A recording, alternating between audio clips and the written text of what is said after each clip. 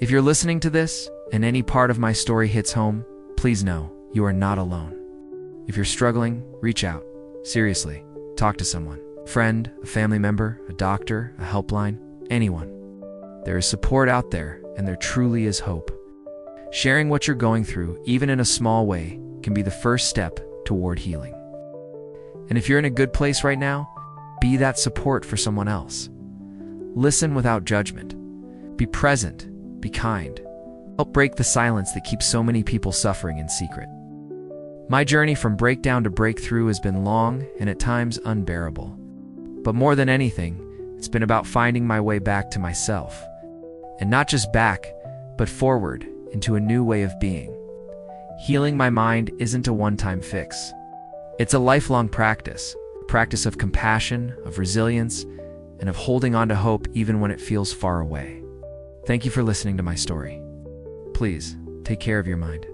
And just as importantly, take care of each other. Living with or beyond the crisis. Today, life is different. Not because all the challenges have magically disappeared, but because I've changed. The crisis didn't just break me, it kind of broke me open. It forced me to rebuild myself from the absolute ground up, but this time on a foundation of self-awareness, self-compassion, and a real commitment to taking care of my mind. Healing for me is an ongoing journey. It's not a destination you just arrive at. There are still hard days, moments when those old anxieties try to whisper at the edges of my mind. But now, I have a toolkit.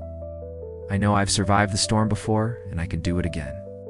I understand my triggers, my personal warning signs, and I'm so much quicker now to lean into what supports me. Whether that's reaching out to someone I trust, adjusting my routine, or simply being a little kinder to myself. I've learned something powerful, that vulnerability isn't weakness. In fact, it's a sign of strength. Being honest about your pain, about your process, about your path, that takes courage. And sharing it, it helps not just me, but maybe someone else who's struggling silently. The stigma around mental health is heavy. It isolates us, makes us feel like we're the only ones. I hope that by speaking up, I can be one voice that helps break through that silence. I don't aim for a life that's perfect, because nobody has that. Instead, I aim for a life that's real, where I meet my challenges with tools, not fear. I protect my mental health now like it's something essential, because it is. This journey, as hard as it's been, has taught me the power of acceptance, the value of a strong support system, and the strength found in gentle, consistent self-care. It's been the hardest thing I've ever walked through, but also the most transformative. I didn't just heal, I found someone stronger, more authentic, and more alive than I ever expected. Moments of progress and hope. The breakthrough? It wasn't one big, dramatic movie scene. It came in whispers, in quiet victories. Moments you might miss if you weren't paying attention. Like the first time I laughed, genuinely laughed, and felt just a flicker of my old self again. Or waking up one morning, and instead of dread, my first thought was simply, okay, let's see what today brings. A huge moment.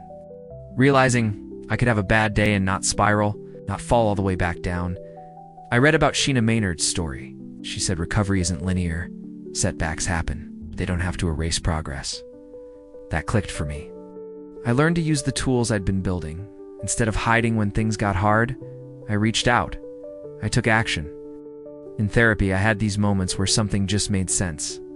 Like a rusty lock finally turning. I'd see a pattern, some old belief that had been holding me back for years, and suddenly it lost its power.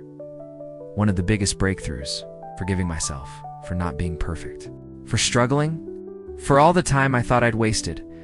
And slowly, hope came back. Not loud, not flashy, but steady. Not a life is perfect now, kind of hope, but a quiet belief that life could be good. Even with scars, even with some hard days, I noticed beauty again. Sunlight through trees, the warmth of coffee, the calm of a quiet evening. In these moments they stuck. They didn't feel foreign anymore.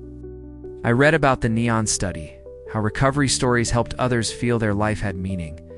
I felt that too, sharing even small parts of my story. And being met with kindness, not judgment, that was healing. Each tiny win built on the last, kind of momentum that whispered, "You're doing it. Keep going." The journey to healing. That moment of acceptance cracked open the door, just a little. Through it, I started, slowly, cautiously, looking for help. That's when my support systems became my lifeline. It started with one hesitant chat with my doctor, which led me to therapy. Finding the right therapist took time, and that's okay. Therapy is a relationship, and the connection matters. Therapy gave me space, place to unpack years of emotions I'd hidden, place to understand the patterns that played a part in my collapse, and most importantly, to realize I wasn't alone. My friends and family, they didn't always understand, but they showed up in their own ways. Some just listened. Some reminded me to eat. Others simply reminded me I was loved, even when I didn't feel lovable. I remember reading a story by a physician who said, "Support swaps judgment for empathy." That couldn't be more true. Little things. A kind message, a shared cup of tea, became anchors in the storm. I also found comfort in peer support groups, connecting with people who got it. The validation, incredible, made me feel seen. Then came the strategies. No magic fixes. It's just small steps. And a lot of patience. For me, medication was one of those first steps. It didn't cure me. It quieted the noise enough so I could actually begin healing. It's a personal choice. But for me, it was a needed tool. Then came mindfulness. Simple meditation. Even 5 minutes a day helped me stop getting swallowed by thoughts. Gentle exercise like walking in nature became something I looked forward to, something I didn't skip. And yes, research backs this up. Movement matters. I started journaling, getting thoughts out of my head and onto paper. I relearned how to set boundaries, how to say no, how to rest without guilt. At first, it felt selfish, but eventually I understood it was survival. None of this was flashy, no grand gestures. It's just small, steady acts that slowly built a foundation. A new one, stronger, more real. And most of all, mine, the turning point, the path to acceptance. It's, hitting rock bottom is a strange thing.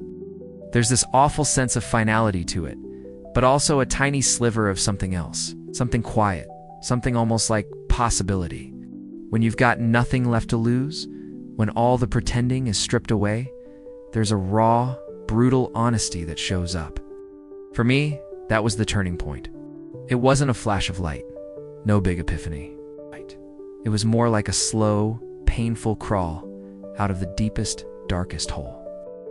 Part of it came from sheer exhaustion. I was so tired of pretending, so tired of fighting myself. But more than that, there was a moment of surrender. I finally admitted, I can't fix this on my own. Everything I'd used to cope, pushing through, ignoring feelings, pretending everything was fine, they weren't helping.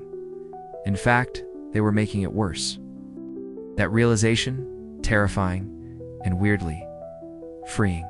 The first true step came when I said it out loud. I'm not okay, saying those 3 words. That was one of the hardest things I've ever done, but also the most important, because it loosened the grip. It cracked the shell. It allowed me to finally see this for what it was, an illness, not a flaw, not a failure. I read about Carol Montague Price, who talked about how acceptance was her turning point too. Recognizing that mental illness came with both limitations and strength helped her step into her recovery. And it helped me too, because this wasn't giving up. It was active acceptance, it was understanding.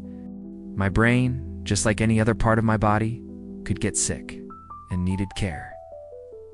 That shift, it changed everything. I stopped seeing myself as broken, started seeing someone who needed help and deserved it. That's when my breakdown slowly, quietly, started becoming a breakthrough. And you know what? Science backs this up.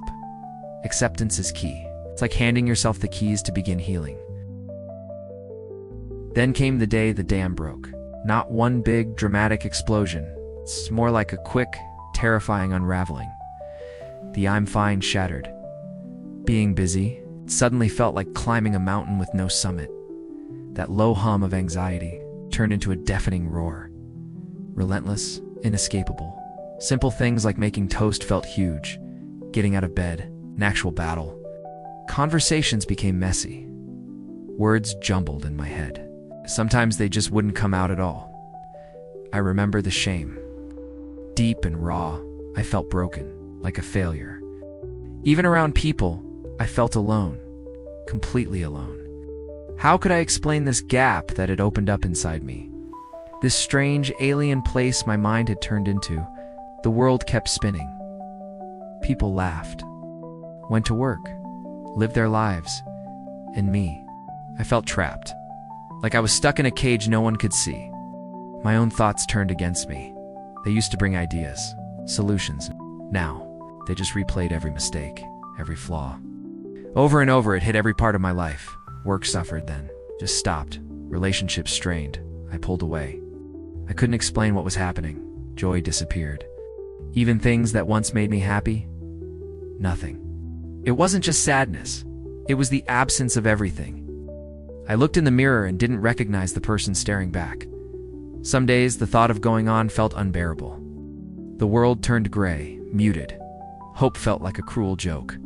Some foreign word I didn't even understand. I was convinced this was it.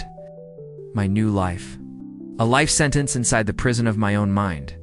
It was the darkest place I've ever been, and I wouldn't wish it on anyone. That feeling of being utterly alone in that darkness, it stays with you forever. It felt like the floor of my world had just vanished. One moment I was, well, me, functioning, or so I told myself. The next, I was in a total freefall, watching the life I knew shatter into a million unrecognizable pieces. They call it a mental health crisis. I called it the end of everything. The silence in my own head was deafening, filled only by this awful, hollow emptiness. It wasn't even despair, just nothing. Before the storm hit, my life probably looked a lot like yours. I had a job I was good at, friends I'd laugh with, hobbies I enjoyed, the usual ups and downs, stresses and successes. On the surface, everything seemed normal, or at least that's the version of normal I'd carefully built. For everyone else, and maybe even for myself, I was a champion of saying I'm fine, a real expert in the just busy department. I juggled the responsibilities, pushed through being tired all the time, and wore my ability to just cope like a medal. But looking back, the cracks were there, tiny spider webs under the surface. I felt this constant need to stay busy, anything to avoid just being still. There was a growing disconnect from my own feelings. I decided they were inconvenient. They just got in the way of getting things done. Sleep, a battle. My mind was a never-ending merry-go-round. To-do lists, worries, and I'd brush them off as just stress. I kept telling myself, this is what being an adult feels like, right? Everyone feels this low hum of pressure, this urge to keep proving themselves. The idea of a breakdown? That was for other people. People in movies, not me, not in my carefully managed world. But the truth was, I was completely unaware of the cliff I was creeping toward. The pressure kept building. I kept pushing back harder. I believed I could manage it, control it, outrun it. I really thought I was strong. But I learned real strength isn't about never falling. It's about what you do after you've hit the ground.